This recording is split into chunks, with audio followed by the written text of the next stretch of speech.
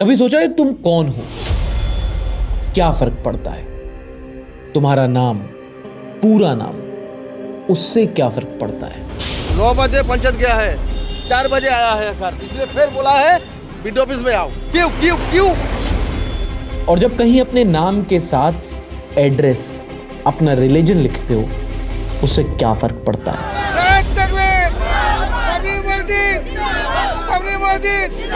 हुमायूं कबीर। तुम कहां रहते हो, किसके बीच रहते हो, उससे क्या फर्क पड़ता है?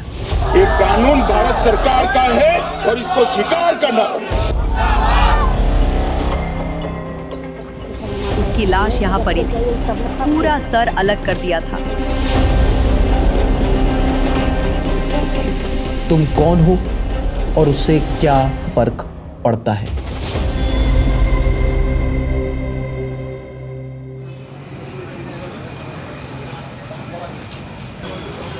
यहां हो रहा होगा ना जो हो रहा है।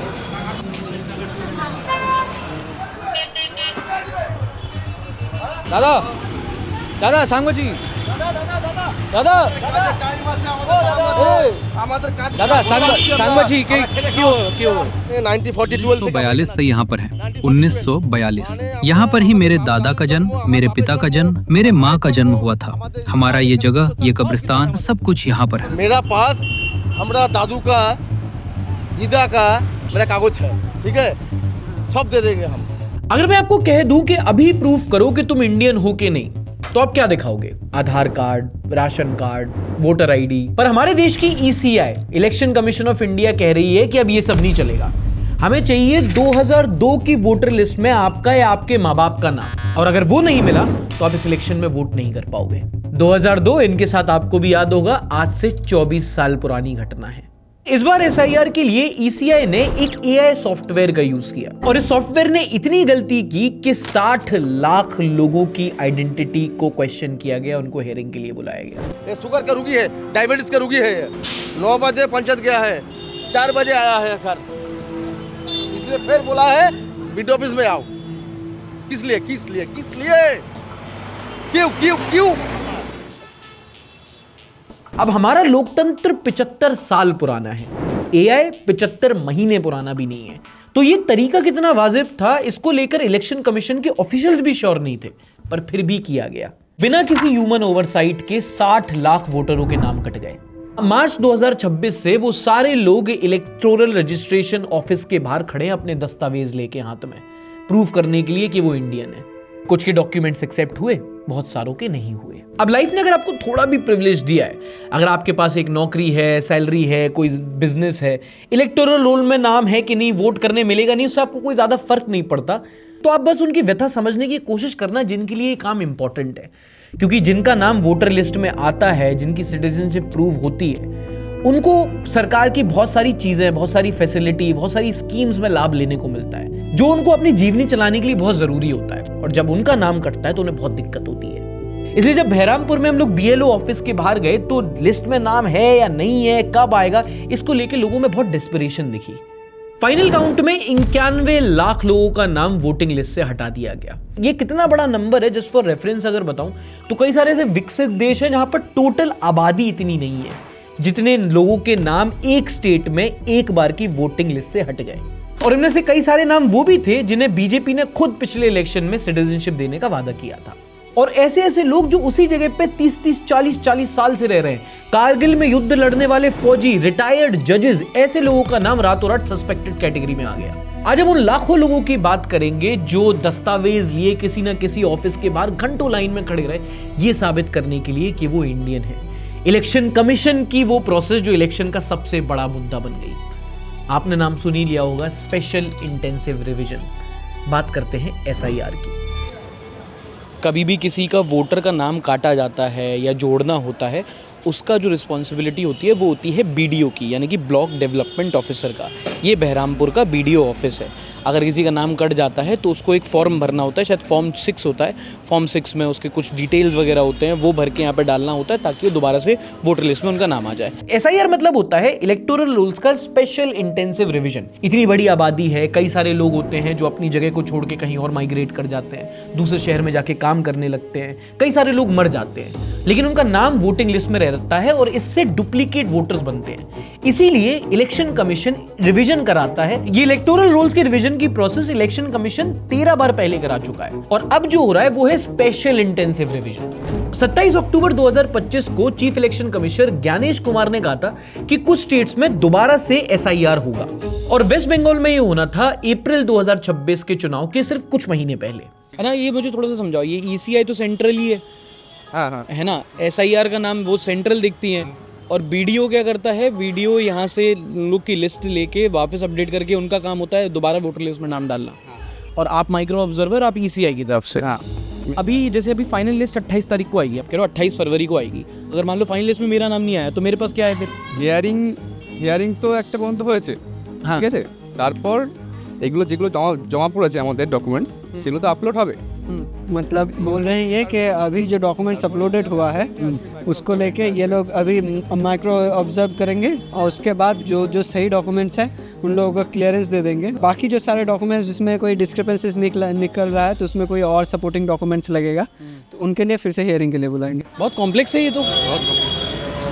अब एसआईआर क्या है अगर वो समझ गए तो बताता हूं एसआईआर होता कैसे है। हर वोटर के घर पे एक बीएलओ यानी कि बूथ लेवल ऑफिसर पहुंचता है। ये गवर्नमेंट एम्प्लॉई होता है जो टेम्पररी तौर पे टीचर्स को या आंगनबाड़ी वर्कर्स को बनाया जाता है। एक बीएलओ वोटर से दिए गए फॉर्म को लेता है और ईसीआई के ऐप पे जो एग्जिस्टिंग लिस्ट है उससे मैच करता है। जो मैच हो गए वो लिस्ट में रहते हैं, जो जगह से या दुनिया से निकल लिए वो हट जाते हैं। पर वेस्ट बंगाल में जो हुआ वो बाकी स्टेट से थोड़ा अलग था और वो क्यों हुआ वो आप समझते हैं। इसके लिए यहाँ घुसपैठ को बढ़ावा दिया जा रहा है, घुसपैठियों के फर्जी कागज बनाए जा रहे हैं। ये देश की सुरक्षा के लिए खतरा है। भाजपा का सबसे बड़ा जो इशू है जो वो बना रहे हैं इस इलेक्शन में, जिस पर वो टीएमसी को टारगेट कर रहे हैं, that is the illegal Bangladeshi migration through West Bengal and border areas. तो अभी हम लोग जा रहे हैं लालगोला और ये लालगोला अगर आप मैप पे देखोगे तो ये मुर्शिदाबाद के थोड़े ऊपर पड़ता है। तो ये बहुत अच्छा रास्ता बन जाता है यहाँ पे अगर किसी को इलीगली एंटर करना है, एंटर करने के लिए। देखो, इंडिया और बांग्लादेश के बीच में 4000 किलोमीटर से भी लंबा बॉर्डर है, जिसमें से आधे से ज्यादा वेस्ट बंगाल के अंडर आता है।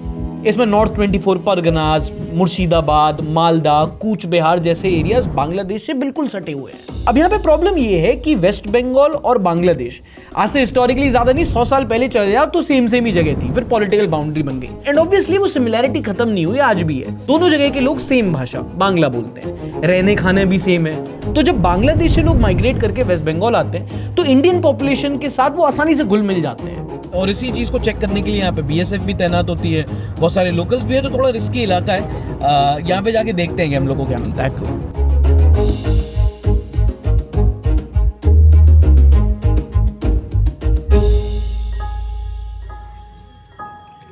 तो यहाँ से हम अभी निकल के जा रहे हैं नाव क्रॉस करके Nirmalchar. Nirmalchar is basically an island on the river. इसके पार है पद्मा नदी और उसके पार है बांग्लादेश। इनफैक्ट ये जो एरिया है जहाँ हम अभी कदम रखने वाले हैं ये कुछ टाइम पहले बांग्लादेश का पार्ट था।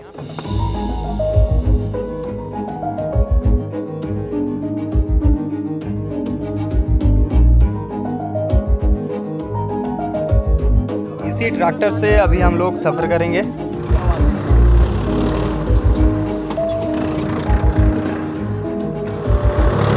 किलोमीटर बांग्लादेश, 1 किलोमीटर छड़े हमारे 1 किलोमीटर।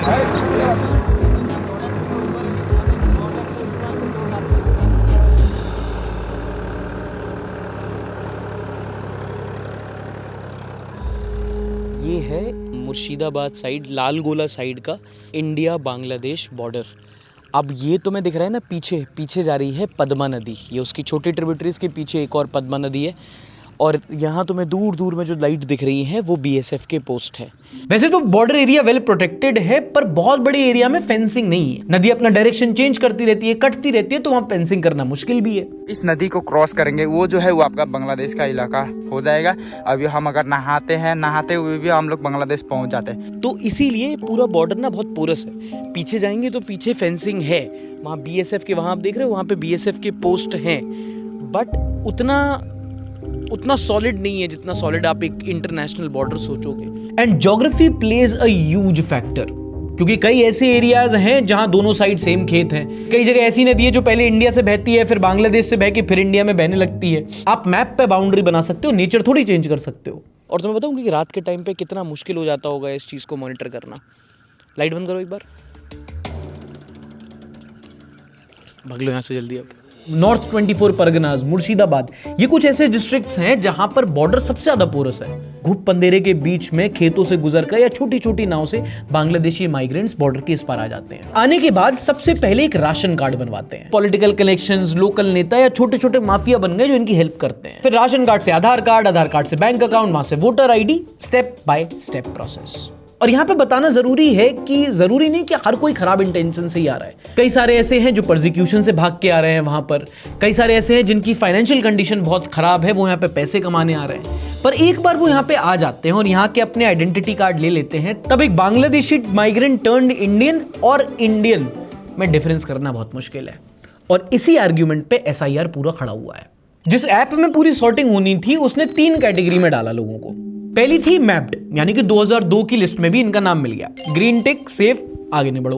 दूसरी कैटेगरी थी अनमैप्ड, यानी कि इनका नाम नहीं मिला, पर इनके पास ऑप्शन था कि ERO ऑफिस में जाके अपनी हियरिंग करवा लें। और तीसरी थी एकदम नई कैटेगरी जो इंडियन इलेक्टोरल प्रैक्टिस में पहले कभी नहीं थी। Ready for it?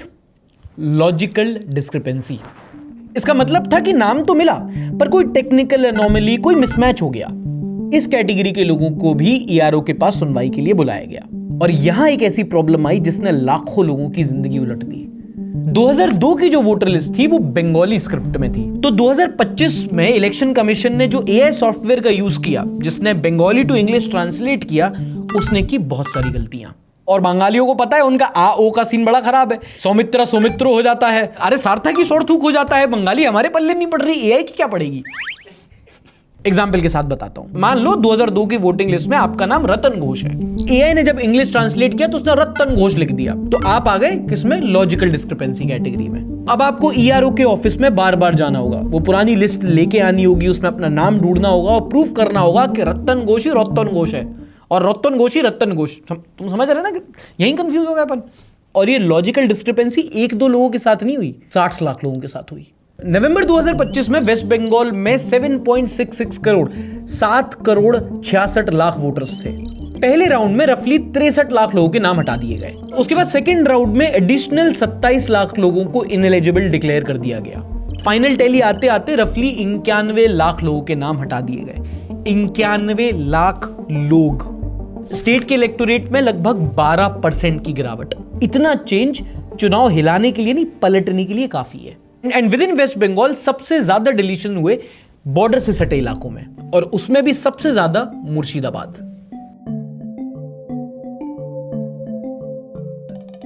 मैं इस टाइम पे हूं बंगाल के बेलडंगा में, और मेरे पीछे बन रहा है एक बहुत कंट्रोवर्शियल प्रोजेक्ट, एक नई बाबरी मस्जिद। 6 दिसंबर को जब पुरानी बाबरी मस्जिद के टूटने वाला दिन था, तब यहां पर नई बाबरी मस्जिद की नींव रखी गई। अब ये टाइमिंग कह लो या कोइंसिडेंस कह लो, पर ये बंगाल की पॉलिटिक्स का एक नया एपिसेंटर बनने वाला है। तो इस टाइम पे सवाल ये कि जब ऑलरेडी आसपास में 100-200 मस्जिद हैं, तब यहाँ पर क्या एक नई मस्जिद की ज़रूरत है, या फिर यहाँ पर ये प्रोजेक्ट इसलिए बनाया जा रहा है क्योंकि अयोध्या में जो हुआ उसके ऑपोजिशन में बंगाल में एक नई बाबरी मस्जिद खड़ी करके एक नई पॉलिटिक्स को आरंभ देना है। चलो जाके देखते हैं। ये जो तुम पीछे ईंटें देख रहे हो, कई सारे मुस्लिम मेजॉरिटी डिस्ट्रिक्ट हैं, उन्होंने ये सारी ईंटें दान की हैं और इन्हीं ईंटों से बनेगी नई बाबरी मस्जिद।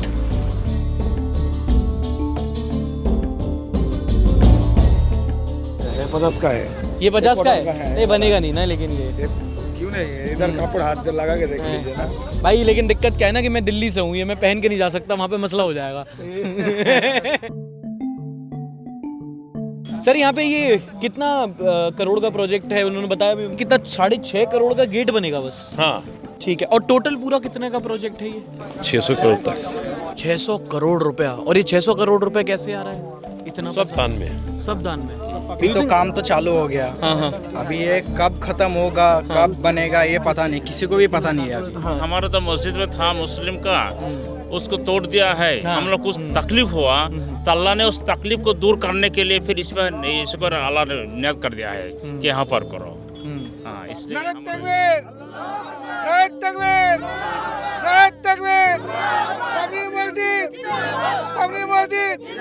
हुमायूं कबीर।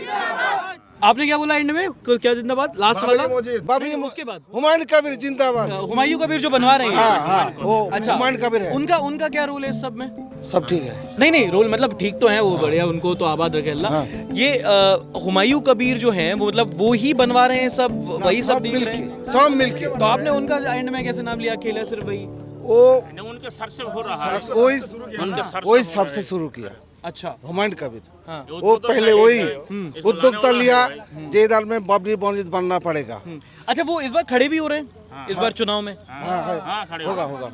तो इस बार यहाँ से कौन जीतेगा आपके यहाँ से? हुमायूं कबीर जीतेगा। हुमायूं कबीर जीतेगा? क्यों? वो अच्छा आदमी है। अच्छा, तो आपको एक सवाल पूछूं आपसे, आप थोड़ा बुरा मत मानो तो। मैंने बोला कि आपको नहीं लगता कि कोई अगर वो खड़े हो रहे हैं, वो पॉलिटिशियन है वो, कि ये उनका एक तरीका भी हो सकता है कि भाई हम वोट ज़्यादा ले जाएं, क्योंकि अगर आपने इतना अच्छा पाक जगह बना दी। वोट का मामला नहीं, ये अल्लाह का घर है। नहीं, मैं उनकी बात नहीं कर रहा हूँ। यहाँ पे मस्जिद करेगा, मस्जिद के साथ पार्टी का कोई पक्का नहीं। अरे उन्होंने वो अलग चीज है, वो अलग चीज मस्जिद अल्लाह का घर है। पहली बार तो ऐसा नहीं है, बट ये बहुत बार होता है कि सिचुएशन ना बहुत टेंस हो जाती है ऐसी जगह पे। मीडिया वालों की आजकल इमेज इतनी खराब है, खासकर जो मुस्लिम बाहुल्य इलाके होते हैं, कि वहाँ पर वो देखते हैं तो उनको वो सबसे पहले आके 4 लोग तो मॉनिटर करने लगते हैं कि क्या पूछ रहा है, क्या कौन सा चीज का वीडियो बना रहे तुम लोग? यार आ जाओ, खड़े हो जाओ, आप भी बात कर लो हमसे। ये आ जाओ, बहुत वीडियो आ गए क्या एक सेकंड, अरे इधर तो आ जाओ। कोई मीडिया आया, किसी ने ऐसा कुछ किया? वो हम नहीं कर सकते बात, ठीक है? नहीं, मैं लेकिन आप तो बात कीजिए ना, बहुत आदमी है, हम लोग तो यहाँ का ही है। हाँ। हम तो जो बताएगा अच्छा ही बताएगा ना। अभी यहाँ का जो आदमी लोग है उसको सब पूछ ले, लेकिन यहाँ पे गलत नहीं बोलना भाई। फिर उसके ऊपर से 4 लोग और कैमरा लेके खड़े हो जाते हैं कि तुम हमारा रिकॉर्डिंग करोगे, हम तुम्हारा रिकॉर्डिंग करेंगे, तो उस टाइम पे बहुत मुश्किल हो जाता है to have a constructive sort of a dialogue कि भाई हम तुमसे कुछ बेझिझक होकर पूछ लें, तुम बेझिझक होकर जवाब दे दो। और भाई ये मस्ती मजाक का तो कोई स्कोप बचता ही नहीं है। फिर यहाँ एक जोक मारा और वहाँ मेरे को लोगों ने मारा। अच्छा, वीडियो में थोड़ा सा यहाँ पे इंटरप्ट कर रहा हूँ आपको। हम लोगों ने सीरीज़ के पहले कोशिश की थी कि इसको कोई स्पॉन्सर मिले, पर जैसा आप कंटेंट देख रहे हो, कई सारे ब्रांड्स को ये रिस्की लगा और किसी ने अग्री नहीं किया इस सीरीज़ को स्पॉन्सर करने के लिए। ग्राउंड पे जाना, लोगों से बात करना, महीनों स्टेट्स पर कवर करना, फिर वापस आके पूरा इसको प्रोड्यूस करना, ऐसी जर्नलिज्म करने के लिए काफ़ी रिसोर्सेज लगते हैं। तो हमारी मीडिया चैनल्स के पास हैं, पर वो कर नहीं रहे। और अगर आप चाहते हैं कि हम वो करते रहें, तो हम आप पे डिपेंड कर रहे हैं इस प्रोजेक्ट को सपोर्ट करने के लिए। तो अगर आप ऐसे काम को सपोर्ट करना चाहो तो प्लीज़ QR कोड ये रहा, आप इसको स्कैन करके जैसे भी जिस भी मात्रा में हो सकता है हमें सपोर्ट कर सकते हैं। और अगर फाइनेंशियली सपोर्ट नहीं कर सकते हो तो कोई बात नहीं, फ्री वाला तो कर ही सकते हो। अभी लाइक कर दो। पूरी वीडियो जब पसंद आए कमेंट सेक्शन में एक बार जरूर बताना, मोटिवेशन भी मिलती है, एल्गोरिदम को पुश भी। और अगर आप चाहते हो कि ऐसा कंटेंट YouTube पे लोग और बनाएं और लोगों तक ऐसा काम पहुंचे, तो इन हैंडल को मेंशन करके इस वीडियो को प्लीज शेयर भी करना। मैं अपनी स्टोरी पे उसको रीशेयर करूंगा। SIR मामले में इलेक्शन के पहले लेटेस्ट अपडेट था कि इलेक्शन के पहले चरण की जिस दिन वोटिंग थी, उसके 3 दिन पहले 7 लाख लोगों को वापस वोटिंग रोल में उनका नाम मिल गया। सुप्रीम कोर्ट ने एडजुडिकेशन प्रोसीडिंग को सुपरवाइज करने के लिए लगभग 700 जुडिशियल ऑफिसर्स को वहां पे तैनात किया, पर 27 लाख वोटर्स जिनका नाम ऑलरेडी डिलीट हो चुका था, उन्होंने कोर्ट से इंटरिम रिलीफ मांगा कि भैया दस्तावेज यहाँ पे सुनवाई हो नहीं रही है, हमको थोड़ा टाइम चाहिए। सुप्रीम कोर्ट ने इंटरिम रिलीफ डिनाई कर दिया कि चुनाव आने वाले हैं। कोर्ट ने कहा कि 19 ट्रिब्यूनल्स को अप्रैल 15 तक सब केसेस डिसाइड करने का प्रेशर देना सिर्फ क्योस क्रिएट करना होगा। तो अप्रैल 2026 में 27 लाख इंडियन सिटीजन जिनके पास आधार है, वोटर ID है, राशन कार्ड है, वो वोट नहीं दे पाएंगे। एंड पता है ये आयरॉनिक क्यों है? क्योंकि 1952 में जब देश में पहली बार चुनाव हुए थे, तब हमारे पास मोबाइल फोन नहीं था, इंटरनेट नहीं था, AI नहीं था। तब भी इलेक्शन कमीशन ने घर घर जाके लोगों के नाम वोटिंग लिस्ट में ऐड किया था। चाहे वो जैसलमेर का कोई रेगिस्तान हो, हिमाचल का कोई पहाड़ हो या अरुणाचल का कोई दूर दराज का इलाका। हमने वादा किया था हर एक सिटीजन से कि उसका वोट काउंट होगा। ठीक है, इलेक्टोरल रूल्स को रिवाइज किया जाना चाहिए, अपडेटेड वोटिंग लिस्ट होनी चाहिए, लेकिन इतनी टेक्नोलॉजी, इतना सारा एडवांसमेंट होने के बाद भी जब इतने सारे लोगों का नाम सॉफ्टवेयर ग्लिच की वजह से कट जाता है वोटिंग लिस्ट से, तो ये सिर्फ डेटा ग्लिच नहीं है, ये हमारे पुराने वादे पर एक चोट है जो 1952 में हमने हर एक भारतीय से किया था। किसी को उस चीज के बारे में कुछ पता है जो SIR का मुद्दा यहाँ पे चल रहा है? हाँ, SIR तो जबरदस्ती करता है, 3 मरतबा 4 मरतबा कागज मांगता है, फिर भी उसको नोटिस आता है। या यहाँ पर जो है जबरदस्ती ये सब करते हैं लोग, सब ठीक ठाक है। ये मुस्लिम पर जुल्म करता है। विशाल कौन? ये जो बीजेपी सरकार जुल्म करता है हमारे ऊपर, जुल्म से जुल्म करता है। या बड़ी बात बोल रहे हैं? वहाँ बहुत जुल्म करता है, जुल्म का हद नहीं है। मस्जिद भांगो, माइक उतारो, इससे क्या होता है? हाँ? और अगर तुम्हें लग रहा है कि SIR से सिर्फ मुस्लिम नाम कट रहे हैं तो तुम गलत हो। प्रोसेस में हिंदू कम्युनिटीज भी सफर कर रही हैं। फॉर एग्जाम्पल मातुआ कम्युनिटी, ये वो दलित हिंदू रेफ्यूजी हैं जो बांग्लादेश में प्रताड़ना से परेशान होके, परसिक्यूशन से परेशान होके यहाँ पर Indian side of the border में आए थे, क्योंकि इन्हें बोला गया था कि CAA के अंदर आपको पक्की सिटीजनशिप मिलेगी। पर आज तक उनकी 1 लाख अर्जियों में से 4000 या 5000 लोगों को सर्टिफिकेट मिले हैं, जो 10% भी नहीं है टोटल आबादी का। उसके बाद ये SIR के सॉफ्टवेयर ने इनकी बची कुची उम्मीद भी तोड़ दी। नाडिया और नॉर्थ 24 परगनाज में इनकी सबसे ज्यादा आबादी है, और वहां रिपोर्ट हुआ है कि इनके 55 से लेके 77% नाम वोटर लिस्ट से कट गए हैं। अगर पूरे बंगाल में देखें तो कटे हुए नामों में 63% हिंदू हैं और 34% मुस्लिम। कहीं हिंदुओं के ज्यादा कटे हैं, कहीं मुसलमानों के ज्यादा कटे हैं, बट ये नाम कटने की वजह से जो पूरा बांग्ला की बोलছো समस्या भीषण समस्या। अब कई बार नाम लेटर से डिफरेंट होते हैं। अपूर्वा, आकांक्षा, ऋतिक का H कलर चला जाता है, अग्रवाल AGG। ऐसी सॉफ्टवेयर ने मोहम्मद और मोहम्मद सेम नाम, सेम प्रोनाउंसिएशन, बट 1-2 लेटर यहां वहां, सॉफ्टवेयर ने उनको अलग अलग इंसान समझा और लिस्ट से हटा दिया। And let's be honest, Muslims का बहुत कंसोलिडेटेड वोट होता है। एक ऐसी कम्युनिटी जो बंगाल में चुनाव का रुख तय करती है, इस पैमाने पे उसके नामों का गायब होना पूरा चुनाव का रुख बदल सकता है। ये बंगाल चुनाव का सबसे बड़ा विवाद बन गया है।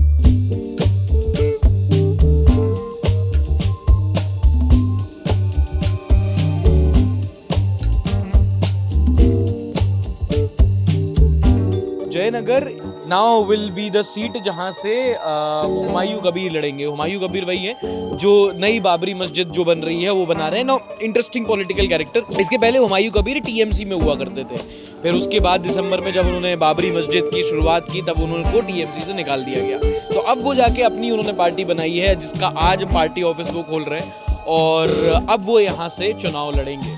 तो अभी इस टाइम पे जो इस एरिया का जो सबसे बड़ा मुद्दा है, उस सबसे बड़े मुद्दे के बीच में जो सबसे बड़ा आदमी है वो हुमायूं कबीर है। सही कह रहे हैं भाई साहब? आप हिंदी बोलते पारें ना हिंदी? अरे यार, एक तो ये लैंग्वेज बैरियर।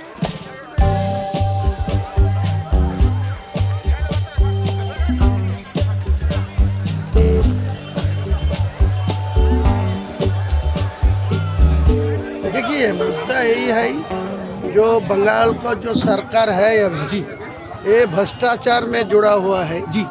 वो तीन बार चुनाव में सत्ता में आया, लेकिन वो ज़्यादा नौकरी नहीं दिया। आप कह रहे हो 3 बार से किया, लेकिन आप भी तो इसी पार्टी में थे एक बार। यह ऑप्शन नहीं था, इसीलिए उसी टाइम मुसलमान को चुनाव में वोट लेने के बाद नौकरी भी नहीं दिया, इसीलिए इनको खिलाफ बोला तो मेरे को सस्पेंड कर दिया। हुमायूं कबीर वो नेता हैं जो हमेशा से अपने भाषणों में ईमान और मुस्लिम हक की बातें किया करते थे। अब एक कम्युनिटी एक साथ वोट करके स्विंग वोटर बनती है तो उसके वोट काटना एक बहुत बड़ा पॉलिटिकल टूल बन जाता है। आप जो अभी बाबरी मस्जिद बनवा रहे हो वो देश का एक बड़ा टॉकिंग पॉइंट बन गया है पूरे में। पिछले साल तक मुर्शिदाबाद इलाके में यहाँ पे बहुत कम्युनल टेंशन्स हुए थे, यहाँ पे कर्फ्यू भी लगा था। आपको नहीं लगता कि एक ऐसा टॉपिक उठाने से अभी इसमें जो कम्युनल टेंशन है ये और बढ़ सकता है? 2 महीना से ज्यादा हो गया, कोई कम्युनल टेंशन भी कुछ नहीं हुआ, लॉ एंड ऑर्डर ब्रेक भी नहीं हुआ। जो मैं ये बनाने के लिए ऐलान किया तो इतना सारे लोग मेरा सपोर्ट में है। ये जो JOP पार्टी है ना, जनता उन्नयन पार्टी, ये सबका पार्टी है, लेकिन हम लोग इससे कम 4 साल से इसका फैन है। आप क्या देख के वोट दोगे? जो बोलते हैं सच बोलता है। सीधा आदमी है यार, सच तो नहीं बोलता। नहीं सच बोलते हैं, हम लोग जानते हैं ना, हम जानते हैं। अच्छा, इसलिए तो फैन हूँ उसका। जो बोलता है सच बोलता है, मुंह पे बोलता है, इसलिए। हुमायूं कबीर का रिसेंटली एक स्टिंग वीडियो वायरल हुआ है। मेरा पास पैसा चाहिए, जब 1000 करोड़ भाजपा से अगर चीफ मिनिस्टर बनेगा तो आप सपोर्ट देंगे? पूरा सपोर्ट देंगे। उस स्टिंग वीडियो में वो 1000 करोड़ रुपए और डेप्यूटी सीएम कुर्सी के बदले अपने वोट्स की डील कर रहे हैं, वो भी बीजेपी से मुस्लिम बाहुल्य मुर्शिदाबाद में। वो अच्छा आदमी है, वेस्ट बंगाल टाइगर है, ज्यादा से आदमी है। वेस्ट बंगाल टाइगर तो दीदी को बोलते लोग ना, दीदी नहीं होगा, हुमायूं कबीर साहब होगा। क्यों? हुमायूं साहब क्या, इतना आदमी है। दीदी क्यों नहीं? दीदी क्यों ना, दीदी नहीं होगा। अच्छा, वो गोत्तर आदमी है। चोर चोर चोर मतलब चोर पूरा बांट गुजी दीजिए मुसलमान के पीछे में होता। बात गुस्से में ए सब मत पिटवाओगे आप। मोदी मोदी तो हमारे एलाकाয় আসে না, আসেই না। वो भी चोर है, वो भी चोर है। जो ममता दीदी है वही बीजेपी है। पहली जगह ऐसा देख रहा हूँ जहाँ मोदी ममता दोनों को एक साथ गाली पड़ रही है। हमारे यहाँ तो लोग बोलते हैं कि दीदी मुसलमानों के लिए बहुत कर दिया। ममता कुछ नहीं कहा, ममता मंदिर बना। हाँ, पर ये तो पहले टीएमसी में ही थे ना। ममता टीम से है, कितना मुसलमान कुछ नहीं कहा। अब तो बाबरी बन रहा है, लेकिन बाबरी हुमायूं कबीर साहब बनाया। अच्छा, हुमायूं साहब को आप इसलिए वोट दोगे? हुमायूं कबीर तो वोट देगा। जब उन गांव के लोगों से बात कर रहा था तो एक इनोसेंट सी सही बट एक उम्मीद तो दिखी कि हुमायूं कबीर मुसलमानों का मसीहा है, वो हमारे लिए हक की आवाज़ उठाएगा, हमारा इकलौता हक है वोट, वो हम इनको देंगे। और वो उनका वोट बेच रहा है। गिव मी पैसा इन कुर्सी, I will give you my ज़मीर। ये जो डिस्ट्रिक्ट है ये ऐसी भी है जो हंगर इंडेक्स के मामले में, पॉवर्टी के मामले में, एजुकेशन के मामले में पिछड़ी है। एक सवाल ये भी आता है कि क्या यही पैसा जो है वो और कामों में, यहाँ पे यूनिवर्सिटी बनाने में, यहाँ पे सड़क, यहाँ पे डेवलपमेंट में नहीं लगाया जा सकता? मैं ये मुसलमान को कौम के पैसा में ये मस्जिद बना रही, वो बोलने वाला कौन है? जो एजुकेशन बनाओ, हॉस्पिटल बनाओ, वो तो सरकार का काम है। और वो जो जज्बात मैंने तब जाके ऑन राउंड देखे थे वो अब शायद आपको नहीं दिखेंगे। मुसलमानों में हुमायूं कबीर का कद और रैलियों में भीड़, दोनों का मौका।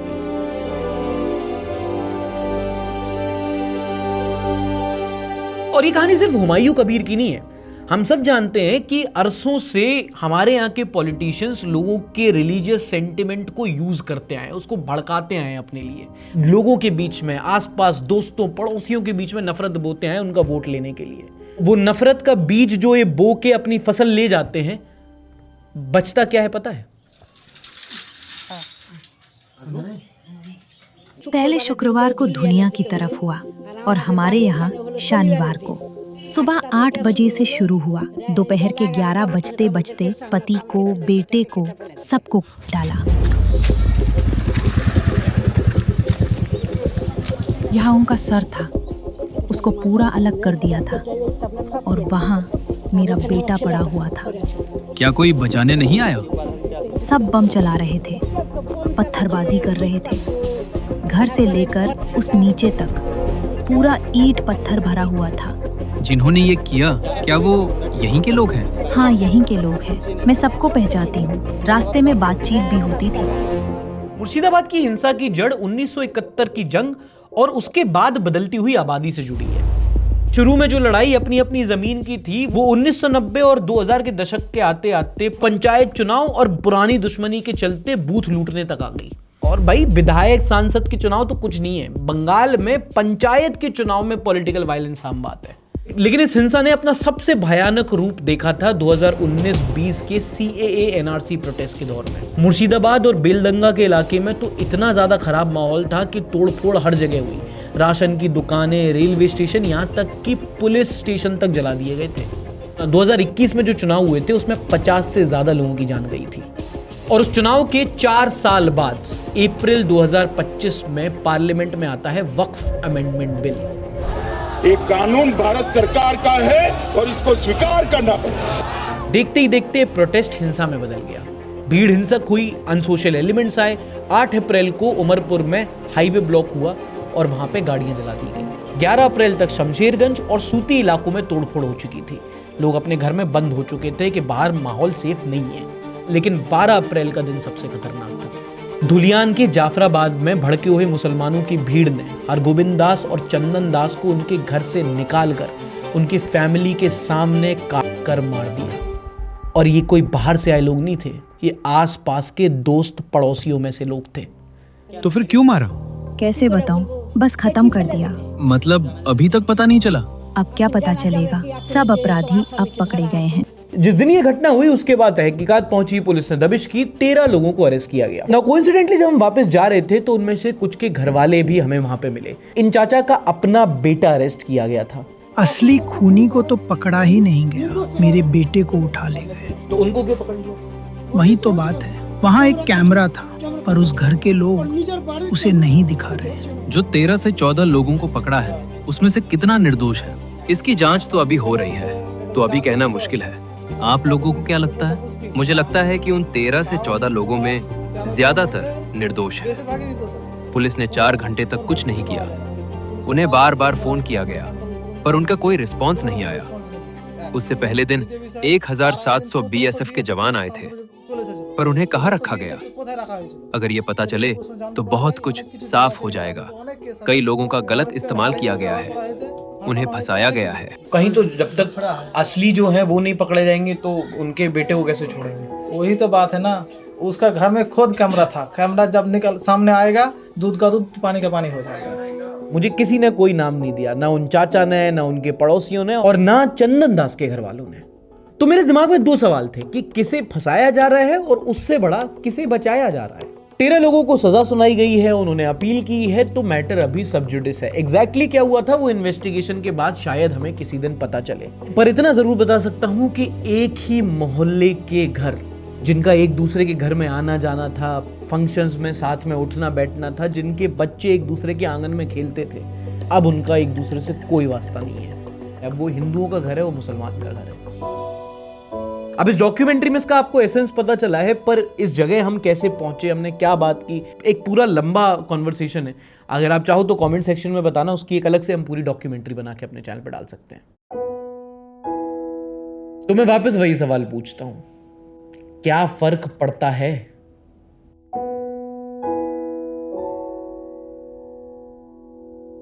फर्क पड़ता है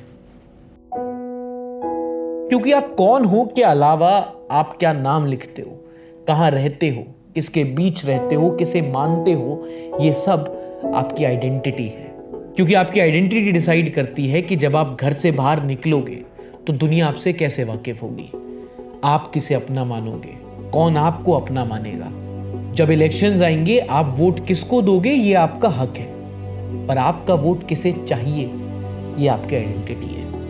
जो डरा के भड़का के लोगों की भीड़ बनाते हैं और फिर ये एक से लोगों की भीड़ किसी दूसरे की आइडेंटिटी को टारगेट करती है। उस भीड़ के लिए कोई इंसान नहीं होता, उस भीड़ में भी कोई इंसान नहीं होता। And that is exactly how identity politics steals your identity. इसीलिए अपनी आइडेंटिटी पर, अपनी पहचान पर किसी को राजनीति मत करने दो, क्योंकि आइडेंटिटी से फर्क पड़ता है। उससे आप भीड़ का शिकार भी बन सकते हो और भीड़ का हिस्सा भी। अगर आप हमारे काम को, इस प्रोजेक्ट को सपोर्ट करना चाहें तो ये रहा QR कोड, आप इस पे जाके स्कैन करके जो भी अमाउंट से इस प्रोजेक्ट को सपोर्ट कर सकते हो। आपको डिस्क्रिप्शन में भी लिंक मिल जाएगा। हमारी चैनल मेंबरशिप ज्वाइन करके एक्सक्लूसिव कंटेंट का एक्सेस लेके भी आप हमारे चैनल को सपोर्ट कर सकते हो। See you in the next episode of Bengal for beginners.